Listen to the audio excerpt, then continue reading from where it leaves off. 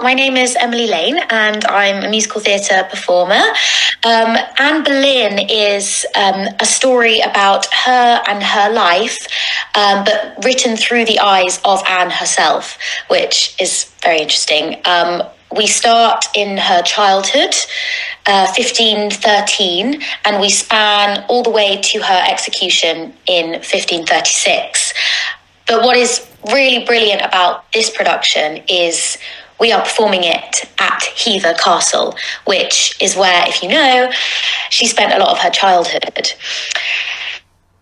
Go to Hever a couple of weeks ago, and I mean, it's absolutely beautiful. And to be performing, her story at her place where she spent her childhood is obviously very special. And it's actually going to be our backdrop for the stage. The castle is our backdrop. So the scale of it is huge. I mean, we saw the set on Monday and it's massive. The stage is huge. There's 11 actors, I think, and we've got a community group of actors. There's horses, there's a lot going on. And also with this production, it's important to mention that the audience will be watching it through headsets. So we are performing live, but they are listening to pre-recorded symphony orchestra with this technology called binaural audio, where it gives the effect that the sound is happening 360 degrees around you. So, you're not only hearing the show, you feel like you're in it, basically. So, yeah, all of those elements is what makes this production really special. And then, you kind of probably covered it, but what kind of first attracted you to want to be part of the show? Well, as you said, I mean, I'm the same. I really love my history. I always loved history at school. So when the opportunity came up to, get to play Anne Boleyn, who's such a pivotal, some would say controversial historical figure, I thought, I'll really be able to get my teeth into that. And, with the research that I'll need to do, and I'll obviously learn a lot, not just about her and the show, but her story, and maybe I'll have more of an understanding or an idea of who she really was. So I thought it would be a challenge because, we're dealing with, really strong themes. And I thought, as an actor, I fancy giving that a go. And obviously, you say there, what has kind of been the research? What have you been? Are you delving into books, documentaries? What have you kind of looked into to learn more about it? Yeah. I mean, because of course, when you're playing a real person who existed, it's so important that you just try and soak up as much information as you possibly can, because there's so much information, and some information varies on opinion about her as well, which is also very interesting. But yeah, lots of reading, watching as much as I can. I even went to the Tower of London a couple of weeks ago to see, where she was executed. Just kind of, throw myself into the world as much as possible. And I also got to go to Hever Castle a couple of weeks ago. So just being there and imagining, what her world would have been like. All of that has been really interesting. And of course, we're in rehearsals now. We're in our first week. We started on Monday. And, the writer, the director, everyone is really, really clued up about her. So I'm still learning. We're all still learning. It's like a free history lesson every day. It's brilliant. Amazing. That's what you want. Once you say Hever Castle playing such an important part of her life, and like you say, the whole experience with the audience is going to be such an amazing one. Like you say, they can come for a picnic before, can't they? And there's like a tent with food, and it's going to be so exciting for just audiences as well. Yeah, 100%. I think they're building the auditorium as we speak, and it's 2,000 seats. You're also covered, so if it rains, the audience are safe. And, of course, I think the first half will be in daylight, and then throughout the night it will get dark and the lighting will kick in, and that you can see it now, like the castle, the backdrop. It's huge, and so that everyone's going to have an amazing night and a night, and an experience that you can't really get anywhere else, you know. No, like you said, horses. I read that this morning because I was like, I didn't do that until this morning. I was like, what, horses? Like what? Yeah. I think there's two horses, definitely two, maybe three. So yeah, we're throwing a lot at it. It's really exciting. Haven't met the horses yet, but I'm looking forward to that. Yeah, properly live theatre. Just everything's going to be at it, and it's going to be, like you say, so exciting for this. And then obviously for you, I know actors love doing original musicals. It's obviously an original musical. How's that process been? Like when you hear that music for the first time, how's that? Yeah, it's brilliant. I mean, for me personally as an actor, I think it is really a treat to work on something new because, you know, usually you have the living, breathing writer in the room with you. So we heard it all out loud for the first time on Monday, with the songs in place, with the writer in the room. And it's brilliant because, you know, those conversations about text, about story, about intention, they're still happening and things can still shift because those conversations can happen. So, yeah, it really is a treat. And I got to sing one of the songs called You for, we did a press release on that. So that was really lovely. So yeah, it's really a real treat for an actor and me personally. And if you could turn the tables here and speak to Anne herself about her life, what do you think you'd like to ask her to learn more? Oh, that's such a good question. I mean, there's so much. There is so much because there's so many grey areas about her. And I mean, for starters, I'd ask her when she was born because we don't know. Some say, I think 1501, some say 1507, but no one's really sure. And I think that's really important. I mean, you know, what were the years that she grew up in? Because that would have shaped, you know, who she was. So I would ask her that for sure. I'd also love to know, what her first conversation was like with Henry. What did they talk about? How was she feeling? You know, did she see sparks flying then, or was it not on the cards? You know, and then if and when she did fall in love with him, when was that moment? I would love to know that. And then I guess if she was here now, I would love to know if she believed what she set out to do. If she looked at the world now, would she feel like it's somewhat been achieved? I would love to know her opinion on that. Yeah, strong, very strong. Sorry, that wasn't just one question. I had a few there. No, if she was here, you'd be here for hours, I suppose. Yeah. We'll have a few cups of teas, I think. Yeah, because obviously Six is such a big part of musical theatre culture now, isn't it? Like, do you think that's kind of changed how, especially musical theatre fans, view Anne and her life? Yeah, I mean, I think it's brilliant because, you know, it's an educational experience. And I think, you know, what is slightly different about this production is that, you know, we are telling the story through Anne's eyes. And I think it shows Anne in a slightly maybe different way than what she is known as historically, or some, you know, are seen to believe her to be this kind of manipulator and this kind of someone who, you know, came along and really seduced the king, basically. But what's lovely is we get to see her in her childhood and what made her who she was. You know, she spent 7 years in Europe getting her education, you know, so she came back. She really was quite a magnificent woman, you know, could speak so many languages, musical instruments.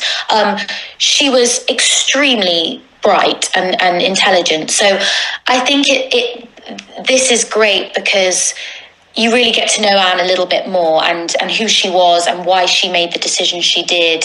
And I think it's brilliant for everyone because we're learning so much during this process, and hopefully people will go away, the audience will go away with maybe a different opinion about her or at least more information than they had before. Yes, of course. And then I can't talk to you, not mention kind of a couple of your previous shows. I mean, Hello Dolly was the show of, I don't know, the century, I suppose, last year. It's incredible. Oh. And obviously Frozen as well. Just the whole experience of that must have been just incredible. The set and that experience for you. How kind of both Yeah. of those? Oh, I mean, I've got goosebumps as you said it, actually. Frozen was amazing. We opened that show, after COVID. So it was really more than just a show for all of us, because it was kind of, that show opening was the hope of kind of the world getting back to, normal.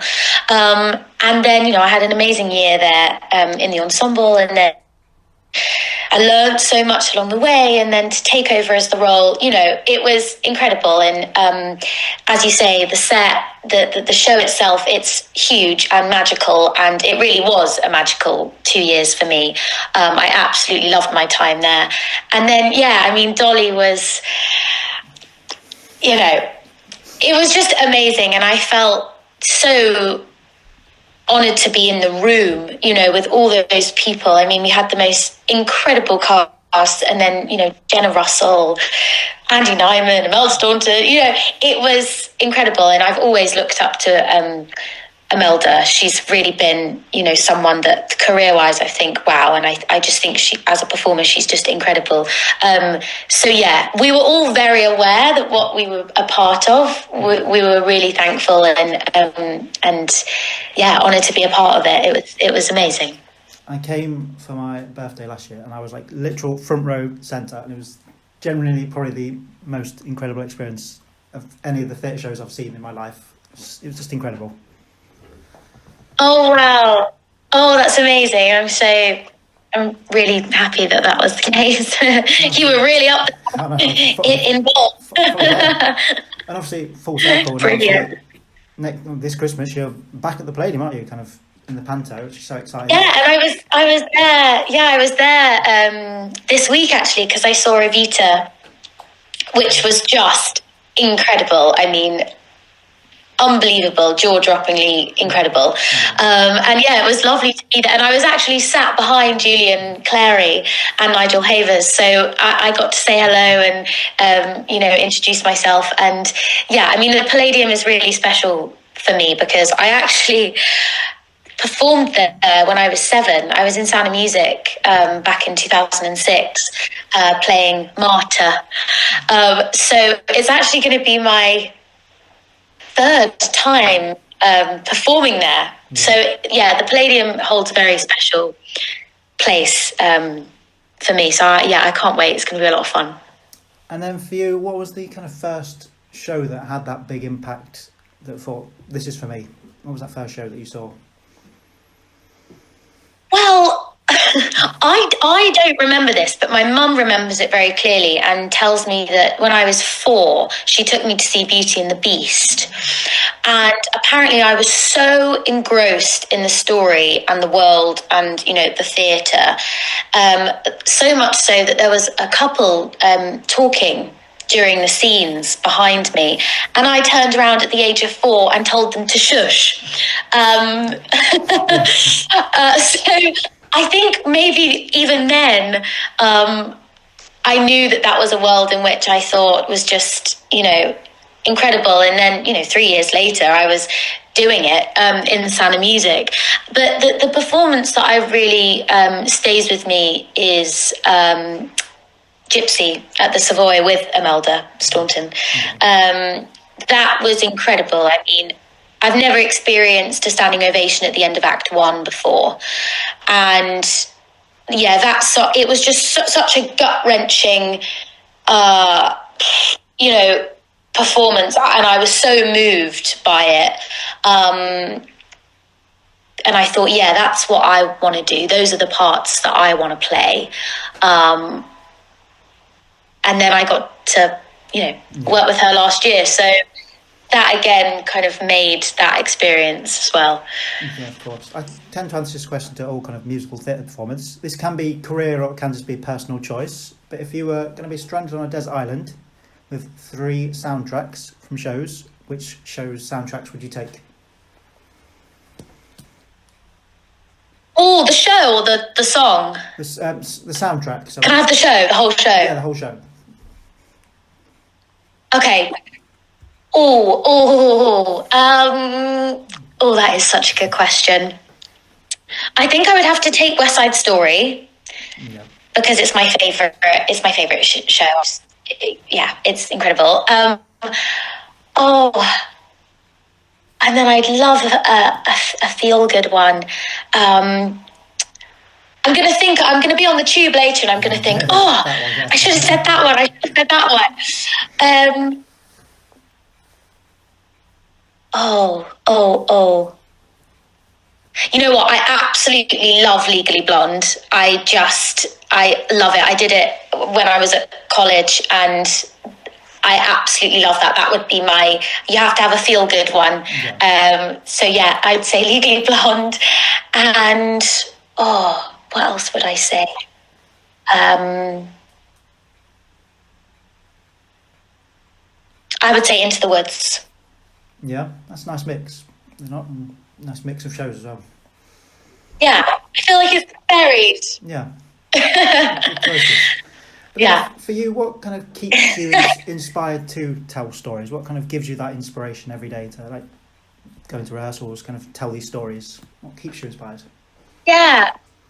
Well, I think for me, it's really important to just surround yourself with as much art as possible, whether that's going to see theatre, exhibitions, cinema, watching, getting really involved in a great TV series, I think is really important. And, as I said, I was at the Palladium the other day seeing Evita, and that was inspiring. Everyone up there on that stage were giving, 200%. It was incredible.